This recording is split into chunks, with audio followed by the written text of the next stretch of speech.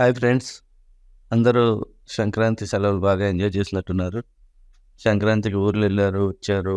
ఇక్కడ ఊర్లో ఇళ్ళకి తాళాలేసుకొని మరి మొత్తం పట్నం అంతా పల్లెల వైపు దారి తీసింది.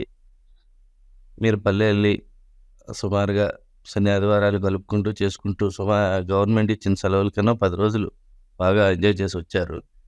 అయితే ఇక్కడ మీరు ఒకటి ఆలోచించవలసిన విషయం ఏంటంటే, ఈ 10 రోజుల పాటు మీరిక్కడ తాళాలేసిన ఇల్లు భద్రంగా ఉందా? లేదా అక్కడ మీరు పల్లెకి ఎళ్లి రావడానికి దారులన్నీ శుభ్రంగా ఉన్నా?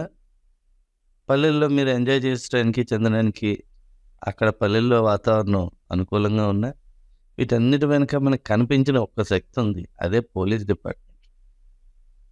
ఇక్కడ మీరు తాళాలేసున్న ఇంట్లో ఎటువంటి తప్పుడు అంటే ఊహించని ప్రమాదాలు లేదా దొంగతనాలు జరగకుండా సేఫ్‌గార్డ్ చేసింది పోలీసులే.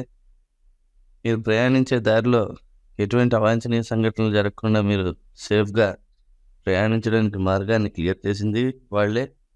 అదేవిధంగా మీ ఊర్లో పండగ సెలబ్రేషన్స్‌లో రకరకాల మనుషులు, రకరకాల ప్రజలు వచ్చినా సరే, అక్కడ ఎటువంటి గొడవ లేకుండా అంతా సజావుగా సాగి సంక్రాంతి సందడిగా జరుపుకోవడానికి వెనక వాళ్ళకి కనిపించిన కృషి ఉంది. కాబట్టి సంక్రాంతి శుభాకాంక్షలతో పాటు వాళ్ళకి మీ అందరి తరపున కూడా ఒక మానసికంగా ఒక థాంక్స్ చెప్పుకోండి.